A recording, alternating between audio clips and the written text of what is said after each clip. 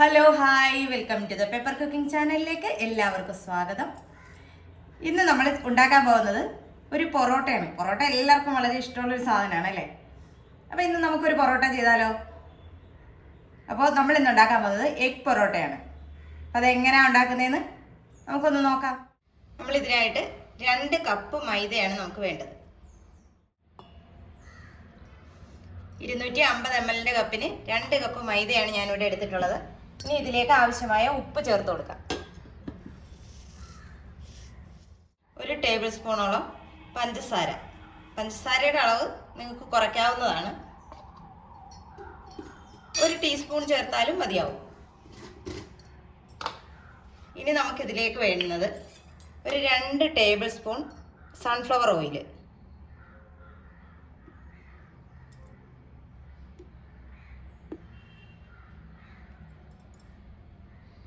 ഇനി നമുക്ക് ചപ്പാത്തിക്ക് കുഴയ്ക്കുന്ന പോലെ നന്നായിട്ടൊന്ന് കുഴച്ചെടുക്കാം.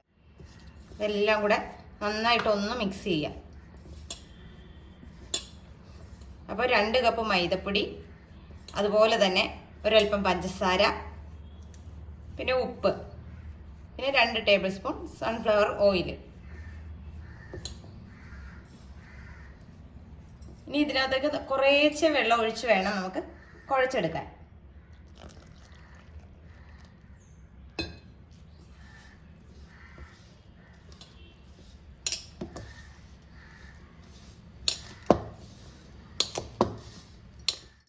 മാവ് നന്നായിട്ട് ഇവിടെ കുഴച്ചെടുത്തിട്ടുണ്ട്. ഇത് അധികം സോഫ്റ്റ് ഒന്നുമല്ല, ഇച്ചിരി അയയാത്ത മാവാണ്. അപ്പോൾ ഒത്തിരി സോഫ്റ്റ്നെസ് നമുക്ക് ആവശ്യമില്ല. ഇതിലേക്ക് ഇതിൻ്റെ പുറം ഉണങ്ങാതിരിക്കാൻ വേണ്ടിയിട്ട് നമുക്കൊരു ശകലം ഓയിൽ ഒന്ന് തടവി കൊടുക്കാം.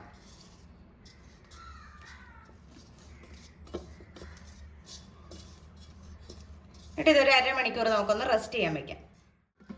അരമണിക്കൂർ കഴിഞ്ഞിട്ടുണ്ട്.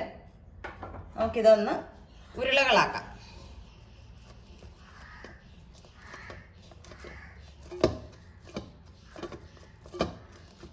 തീരെ ചെറിയ ഉരുളയാക്കണ്ട, ഇച്ചിരി വലിയ സൈസ് ഉരുള തന്നെ ആക്കിയെടുക്കാം.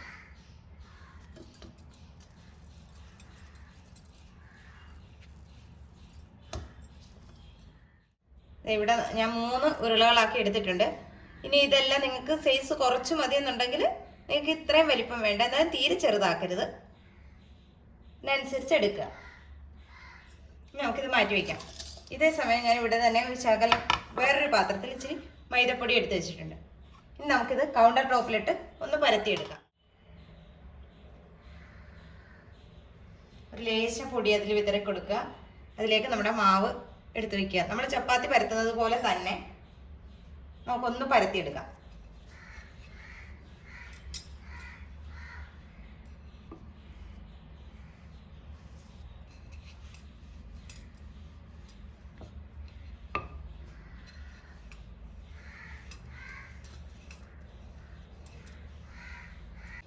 തീരെ അങ്ങ് കനം കുറയണമെന്നില്ല, ഇച്ചിരി കനത്തിൽ തന്നെ പരത്തിയെടുക്കണം.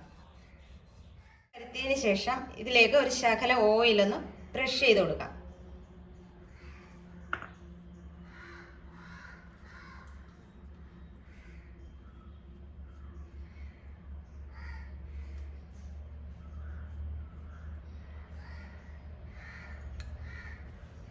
ഇതിലേക്ക് നമ്മൾ നേരത്തെ എടുത്ത് വെച്ചിരുന്ന പൊടി ഒന്ന് തൂവി കൊടുക്കുക. അതിൻ്റെ പുറത്തോട്ട് ഒത്തിരി ഒന്നും തൂവണ്ട, ഒരു സ്വല്പം മാത്രം ഒന്ന് തൂവി കൊടുക്കുക. എന്നിട്ട് ഇതിനെ ഒന്ന് മടക്കി എടുക്കുക.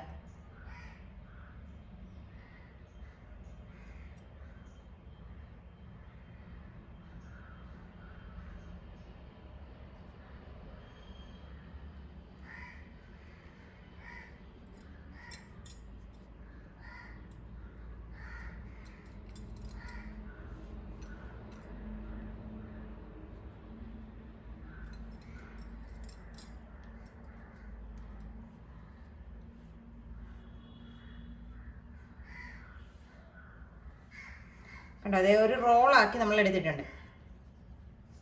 ഇതിനെ തിരിച്ചു ചുറ്റുക.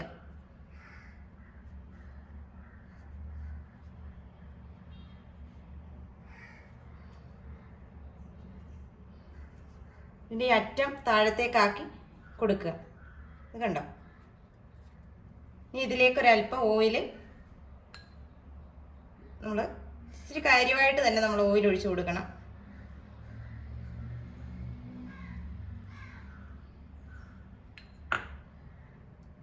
നമുക്കിതൊരു പാത്രത്തിലേക്ക് മാറ്റാം. അടുത്ത ഉരുളയും നമുക്കിതുപോലെ എല്ലാം ഒന്ന് ചെയ്തെടുക്കാം. രണ്ടാമത്തത് നമ്മൾ പരത്തി എടുത്തിട്ടുണ്ട്. ഇതിലേക്ക് ഓയിൽ ബ്രഷ് ചെയ്ത് കൊടുക്കാം. ഇനി നമുക്ക് പൊടി തൂക്കി കൊടുക്കാം.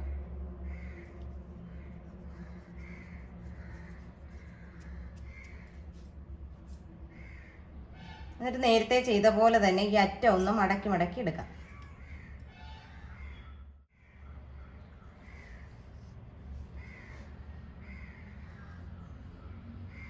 ഇതിനെ ചുരുട്ടി കൊടുക്കാം.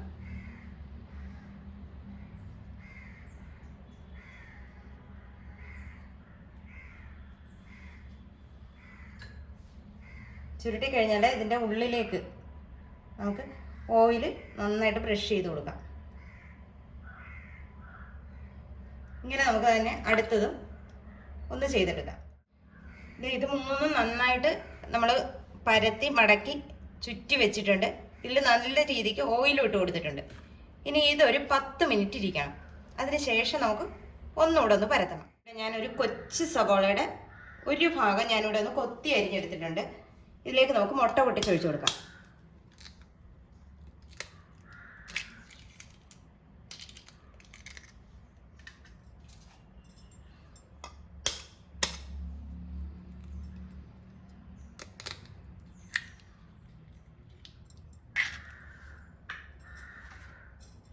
മൂന്ന് മുട്ടയാണ് ഞാൻ ഇതിലേക്ക് എടുത്തിട്ടുള്ളത്.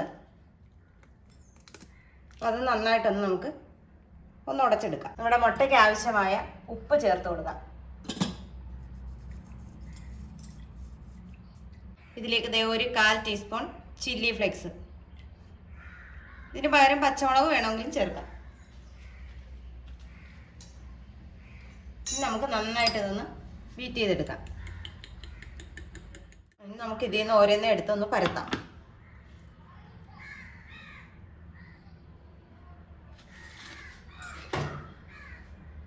ഒത്തിരി അങ്ങ് തിന്നായിട്ട് പരത്തണ്ട, നമുക്ക് ജസ്റ്റ് ഒന്ന് പരത്തിയെടുക്കാം.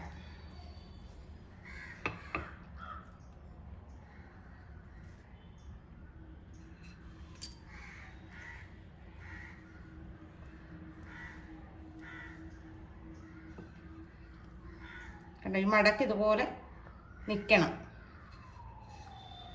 ക്യാമറയിൽ എത്രത്തോളം കാണുന്നുണ്ടെന്ന് എനിക്കറിയില്ല.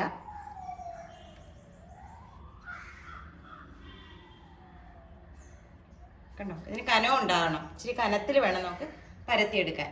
ഒരു പാൻ അടുപ്പിലോട്ട് വെച്ച് കൊടുത്തിട്ടുണ്ട്. നമുക്ക് ആ പാനിലേക്ക് നമ്മൾ പരത്തി വെച്ചിരിക്കുന്ന പൊറോട്ട ഇട്ട് കൊടുക്കാം. അപ്പം ഞാൻ നല്ല ഹൈ ഫ്ലെയിമിലാണ് ഇട്ടിരിക്കുന്നത്. ഒന്ന് ഇതായി കഴിയുമ്പോഴത്തേക്ക് നമുക്ക് സിമ്മിലേക്ക് ആക്കാം. ഒന്ന് നന്നായിട്ട് എല്ലാം ഒന്ന് ചൂടായി വരണം. ആ സമയത്ത് നമുക്ക് സിമ്മിലേക്ക് ആക്കാം. ഇതുണ്ടോ, ഇതുപോലെ ഒന്ന് പൊങ്ങി വരാൻ തുടങ്ങിയിട്ടുണ്ട്. ഈ സമയം നമുക്ക് ഇച്ചിരി ഓയിലൂടെ ഒഴിച്ചു കൊടുക്കാം.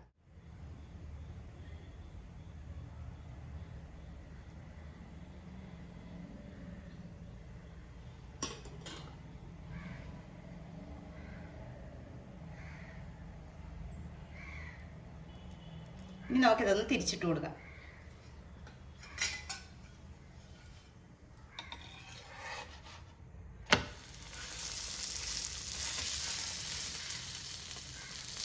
നമ്മൾ തീ സിമ്മിലേക്ക് ആക്കണം. കാരണം ഇത് കട്ടിക്ക് പരത്തിയത് കാരണം ഇതിൻ്റെ ഉള്ളൊന്ന് വെന്ത് കിട്ടണ്ടേ.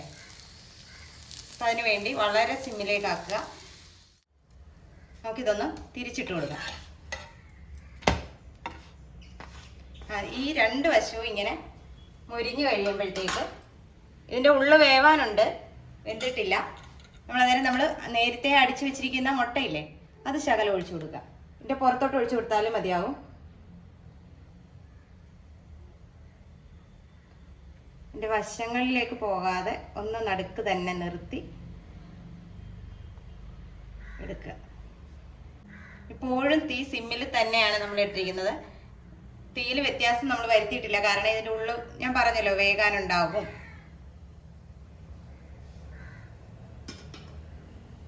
ഇങ്ങനെ ചെയ്യുമ്പോഴത്തേക്ക് നമ്മുടെ മുട്ടയും അവിടെ ഇരുന്ന് ഒന്ന് നന്നായിട്ടൊന്ന് വെന്ത് കിട്ടും. നമുക്കിതൊന്ന് തിരിച്ചിട്ട് കൊടുക്കാം. തിരിച്ചിട്ടതിന് ശേഷം നമുക്ക് ഈ വശത്തും വേണമെങ്കിൽ നമുക്കിതുപോലെ തന്നെ ചെയ്തെടുക്കാം. രണ്ട് വശത്തും നമുക്ക് മുട്ട കിട്ടും.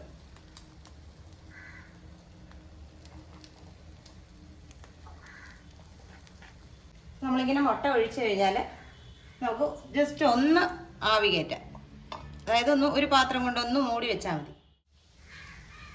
നമ്മൾ തിരിച്ചും മറിച്ചും ഒന്ന് ഇട്ട് കൊടുക്കണം. ഇപ്പം നമ്മുടെ എഗ് പൊറോട്ട റെഡി ആയിട്ടുണ്ട്. നമുക്ക് ഇതുപോലെ ബാക്കി ഇരിക്കുന്നതും കൂടെ ചെയ്തെടുക്കാം. കണ്ടോ, ഉള്ളൊക്കെ ഇപ്പം നന്നായിട്ട് വെന്തിട്ടുണ്ട്.